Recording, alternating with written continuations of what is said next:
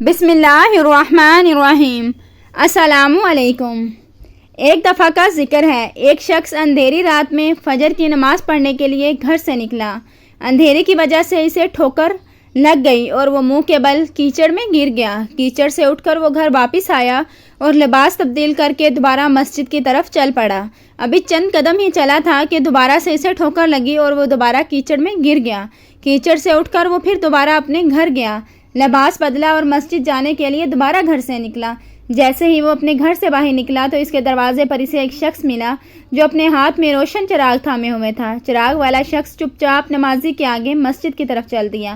اس مرتبہ چراغ کی روشنی میں نمازی کو مسجد پہنچنے میں کسی دشواری کا سامنا نہیں کرنا پڑا تھا۔ وہ خیریت سے مسجد پہنچ گیا۔ مسجد کے دروازے پر پہنچ کر چراغ والا شخص رک گیا، نمازی سے چھوڑ کر مسجد داخل ہو گیا اور نماز ادا کرنے لگا۔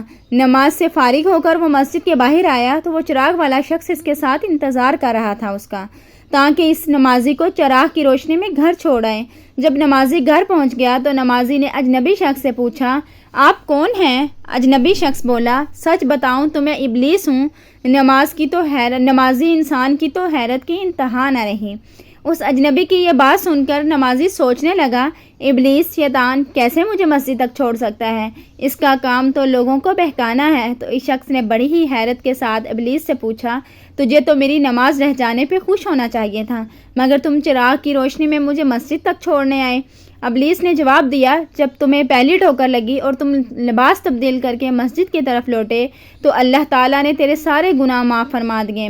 جب تمہیں دوسری ٹھوکر لگی تو اللہ تعالیٰ نے تمہارے پورے خاندان کو بخش دیا، جس پر مجھے فکر ہوئی کہ اگر اب تمہیں ٹھوکر لگی تو اللہ تعالیٰ کہیں تمہارے اس عمل کی بدولت تمہارے سارے گاؤں کی مغفرت نہ فرما دیں، اس لیے میں چراغ لے کر آیا ہوں کہ تم بغیر گرے مسجد تک پہنچ جاؤ۔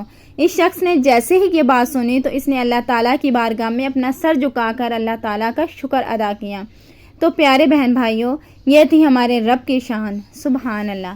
امید کرتی ہوں یہ ویڈیو آپ کو ضرور پسند آئی ہوگی۔ اگر سٹوری پسند آئی ہے تو لائک، شیئر اینڈ کمنٹ ضرور کریں اور چینل کو سبسکرائب کریں۔ Thanks for watching. اللہ حافظ۔